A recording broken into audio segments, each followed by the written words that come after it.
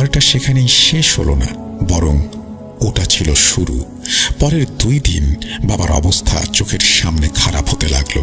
বাবা ডিউটিতে যাওয়া বন্ধ করে দিলেন। তিনি বলতেন তিনি যখনই একা থাকেন তখনই নাকি আফরিনকে দেখতে পান, বাথরুমের আয়নায়, এমনকি দিনের বেলাতেও। বাবা বলতেন মেয়েটা নাকি স্বাভাবিকভাবে হাঁটে না, তার পা উল্টো।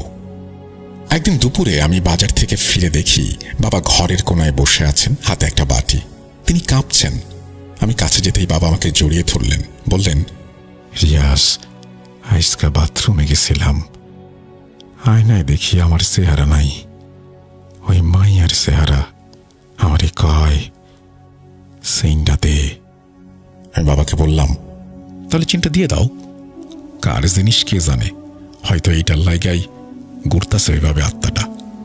পুলিশের কাছে গিয়া জমা দিয়া দাও। বাবা তখন মাথা নিচু করে কান্নাকাটি শুরু করলেন। বললেন, আমি তো ওইটা বেচে দিছি রে বাপ, ওই টাকা দিয়া তোর মায়ের ওষুধের বকেয়া শোধ করছি, তোর বোনের পরীক্ষার ফিস দিছি, এখন চেইন কই পামু? বাবার কথা শুনে আমার হাত পা ঠান্ডা হয়ে গেল। বিক্রি করে দিয়েছে, এখন এই চেইন ফেরত পাওয়া তো অসম্ভব। স্বর্ণকাররা তো এতক্ষণে ওটা গলিয়ে ফেলেছে। কিন্তু বাবার অবস্থা দেখে মনে হচ্ছিল চেইন ফেরত না দিলে তিনি আর বাঁচবেন না। তিনি মানসিক ভারসাম্য হারিয়ে ফেলেছেন। এটা কি সত্যিই কোনো জিনের আসর নাকি বাবার মনের ভুল? আমি বুঝতে পারছিলাম না। ডাক্তার দেখানোর মতো সামর্থ্য বা সাহস কোনোটাই আমাদের ছিল না। 3 দিন পর বাবা সিদ্ধান্ত নিলেন তিনি মেয়েটার পরিবারের সাথে দেখা করবেন। হয়তো তাদের কাছে ক্ষমা চাইলে বা কিছু টাকা দিলে এই বিপদ কাটবে। পুলিশের ফাইলে আফরিনের ঠিকানা দেয়া ছিল মুক্তাগাছার এক প্রত্যন্ত গ্রাম।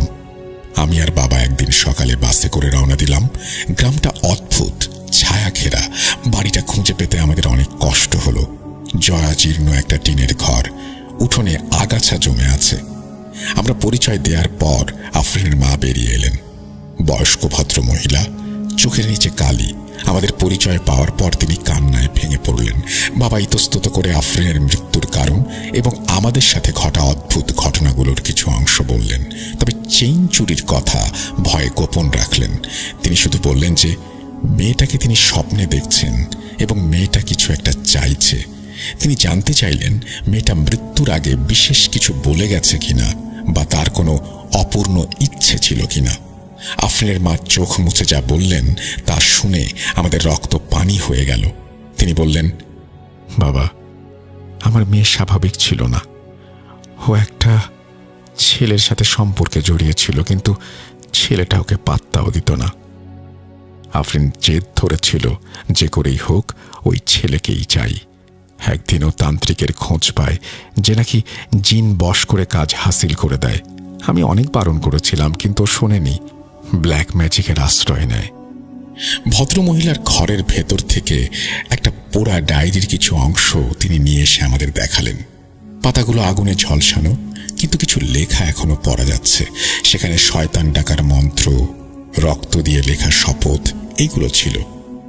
আফরিনের মা বলতে লাগলেন, ওই ডায়েরিতে লেখা ছিল শয়তানের সাহায্য নিতে হলে নিজের সবচেয়ে প্রিয় কিছু উৎসর্গ করতে হয়। আফরিন তাই করেছিল। ওদের বিয়ে হলো, কিন্তু শয়তানের সাথে লেনদেন এত সহজ ছিল না। বিয়ের 1 মাসের মাথায় ছেলেটা ট্রাক অ্যাক্সিডেন্টে মারা যায়। আর শয়তান তখন আফরিনের কাছে তার পাওনা চাইতে শুরু করে।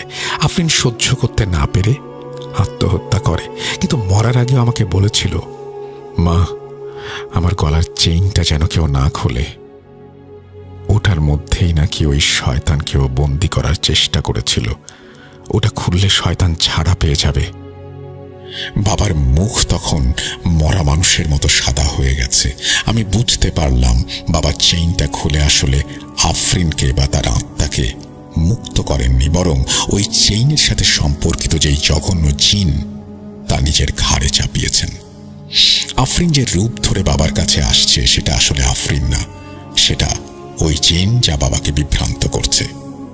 বাবা কাঁপতে কাঁপতে আফরিনের মায়ের কাছে চেইন চুরির কথাটা জানিয়ে জিজ্ঞেস করলেন, এখন উপায় কি বুবু? মহিলা দীর্ঘশ্বাস ফেলে বললেন, উপায় তো একটাই ছিল, চেইনটা লাশের সাথে দাফন করা। এখন তো লাশ কবরে, আর চেইন আপনার কাছে নাই। আপনারা বড় ভুল করে ফেলেছেন ভাই। এখন আল্লাহর কাছে মাপ চাওয়া ছাড়া আর কোনো রাস্তা নাই। ওই চেইন যার কাছে থাকবে তার রক্ত না নেওয়া পর্যন্ত ওই জিনিস শান্ত হবে না। আমরা বাড়ি ফিরলাম, কিন্তু বাসে ফেরার সময় থেকেই বুঝলাম আমাদের সাথে কেউ একজন আছে। বাসের পেছনের সিটে আমি আর বাবা বসেছিলাম। হঠাৎ বাবা আমার হাত খামচে ধরলেন। তার হাতটা বরফের মতো ঠান্ডা। তিনি ফিসফিস করে বললেন, রিয়াজ, ওই দেখ জানালার বাইরে। আমি তাকালাম। বাইরে তখন সন্ধ্যা নামছে, রাস্তার পাশে ধান ক্ষেত। আমি কিছুই দেখলাম না। বাবা বললেন উনি দেখতে পাচ্ছেন যে ধান ক্ষেতের মাঝখান দিয়ে একটা ছায়া বাসের সাথে সাথে দৌড়াচ্ছে। মানুষের মতো গড়ন, কিন্তু তার গতি বাসের চেয়েও বেশি। তার চোখ দুটো অন্ধকারেও জলজল করছে। আমরা শহরে পৌঁছালাম ঠিকই, কিন্তু সাথে করে মৃত্যু নিয়ে এলাম।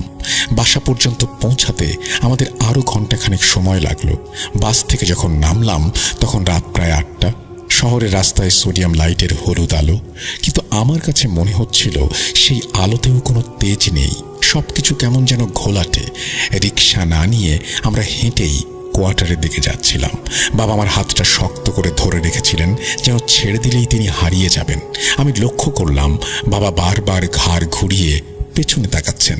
তার নিঃশ্বাস ভারী হয়ে আসছিল আর কপালে বিন্দু বিন্দু ঘাম জমছিল। বাতাসটা বেশ ঠান্ডা।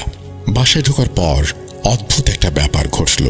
দরজা খোলার সঙ্গে সঙ্গে নাকে একটা উৎকট গন্ধ এসে লাগলো, ঠিক যেন ইঁদুর বা বেড়াল মরে পচে গেলে যেমন গন্ধ হয়। মা দৌড়ে এলেন, বাবাকে দেখে আঁতকে উঠলেন। বাবার চেহারা তখন ভেঙে চুরে একাকার। চোখের নিচে কালি এবং দাগগুলো আরো স্পষ্ট হয়েছে, আর গায়ের চামড়া কেমন যেন ফ্যাকাশে ধূসর বর্ণের হয়ে গেছে। মা জিজ্ঞেস করলেন, এমন পোড়া গন্ধ কিসের? আর তুমি এত দেরি করলা কেন? আমি মাকে আশ্বস্ত করার চেষ্টা করছিলাম। কিছু না আম্মা, আব্বার শরীরটা বালা না, একটু রেস্ট নিলে ঠিক হয়ে যাইব। কিন্তু আমি জানতাম এটা সাধারণ কোনো অসুস্থতা নয়। বাবা সেই রাতে কিছু খেলেন না, চুপচাপ বিছানায় শুয়ে রইলেন। আমি আর মা ড্রয়িং রুমে বসে ফিস ফিস করে কথা বলছিলাম। মা বলছিলেন ঘর থেকে নাকি পচা মাংসের একটা গন্ধ আসছে, কিছুতেই যাচ্ছে না, অথচ তিনি পুরো ঘর ফিনাইল দিয়ে মুছেছেন। আমি মাকে বললাম, হয়তো পাশের কোনো ড্রেন থেকে গন্ধ আসছে। কিন্তু আমি নিজেই নিজেকে বিশ্বাস করতে পারলাম না। রাত গভীর হওয়ার সাথে সাথেই পরিস্থিতি আরো খারাপ হতে শুরু করলো। লোডশেডিং চলছে তখন। মোমবাতির আলোয় ঘরটা কেমন যেন ভৌতিক দেখাচ্ছিল। হঠাৎ বাবার ঘর থেকে একটা গোঙানির শব্দ শুনতে পেলাম। শব্দটা মানুষের গলার মতো মনে হলো না, মনে হলো কোনো জন্তু জানোয়ার কষ্টে গোঙাচ্ছে। আমি আর মা দৌড়ে গেলাম। গিয়ে দেখি বাবা বিছানায় নেই, তিনি ফ্লোরে বসে আছেন, আর তার শরীরটা অদ্ভুতভাবে দুমড়ে মুচড়ে আছে। তিনি নিজের 2 হাত দিয়ে নিজের গলা নিজেই চেপে ধরেছেন, যেন শ্বাস নিতে কষ্ট হয়। আমি বাবাকে ধরতে গেলাম, কিন্তু বাবার গা তখন আগুনের মতো গরম, জ্বরে গা পুড়ে যাচ্ছে। তিনি বিড়বিড় করে কিছু একটা বলছিলেন। আমি কান পেতে শুনলাম তিনি বলছিলেন, ওয়াইসে। পরদিন সকালে আমরা সিদ্ধান্ত নিলাম বাবাকে ডাক্তার দেখাবো। এসব ভূত প্রেত বা জিনের ব্যাপার হয়তো আমাদের মনের ভুল। বাবার এই অবস্থা আসলে অতিরিক্ত স্ট্রেস আর ভয় থেকে হয়েছে। মেডিকেল সায়েন্সে তো এসবের ব্যাখ্যা আছে। আমি বাবাকে নিয়ে ময়মনসিংহ মেডিকেল কলেজ হাসপাতালের সাইকিয়াট্রি ডিপার্টমেন্টে গেলাম। পরিচিত এক বড় ভাই ছিলেন ওখানে, ইন্টার্ন ডাক্তার, নাম ডাক্তার সাজ্জাদ। তিনি বাবাকে দেখে বললেন, রিয়াজ, চাচা তো সিভিয়ার ট্রমা আর ডিপ্রেশনে ভুগছেন। ওনার হ্যালুসিনেশন হচ্ছে। হয়তো লাশের সাথে কাজ করতে করতে ওনার মনের উপরে কোনো চাপ পড়েছে। এটাকে আমরা পোস্ট ট্রমাটিক স্ট্রেস ডিসঅর্ডার বা পিটিএসডি বলি। আমি কিছু ঘুমের ওষুধ আর অ্যান্টি ডিপ্রেশন দিচ্ছি। কয়েকদিন রেস্ট নিলে আর ওষুধগুলো খেলে ঠিক হয়ে যাবে। ডাক্তারের কথা শুনে আমি কিছুটা আশ্বস্ত হলাম। মনে হলো হয়তো আসলেই তাই। আমরা তো অশিক্ষিত মানুষ না, এই যুগে কি আর এসব ভূত টুতে বিশ্বাস করা যায়? বাবার ব্রেইনে কেমিক্যাল ইমব্যালেন্স হয়েছে, তাই তিনি উল্টাপাল্টা দেখছেন। আমি ফার্মেসি থেকে ওষুধ কিনে বাবাকে খাওয়ালাম। বাবা ওষুধের প্রভাবে ঘুমিয়ে পড়লেন, কিন্তু সেই স্বস্তি বেশিক্ষণ টিকল না। ওষুধের প্রভাবে বাবা ঘুমাচ্ছিলেন ঠিকই, কিন্তু তার ঘুমটা স্বাভাবিক ছিল না। তিনি ঘুমের মধ্যেই হাত পা ছুঁড়ছিলেন। মাঝে মাঝে তার শরীরটা বিছানা থেকে কয়েক ইঞ্চি ওপরে উঠে ধপাস করে নিচে পড়ছিল, যেন কেউ তাকে অদৃশ্য রশি দিয়ে টেনে ওপরে তুলছে, আবার নিচে ফেলে দিচ্ছে। আমি সেই রাত জেগে বাবার পাশে কাটালাম। রাত তখন 3টা। হঠাৎ খেয়াল করলাম বাবার শ্বাস প্রশ্বাস বন্ধ হয়ে গেছে। আমি ভয়ে বাবার নাকের কাছে হাত দিলাম।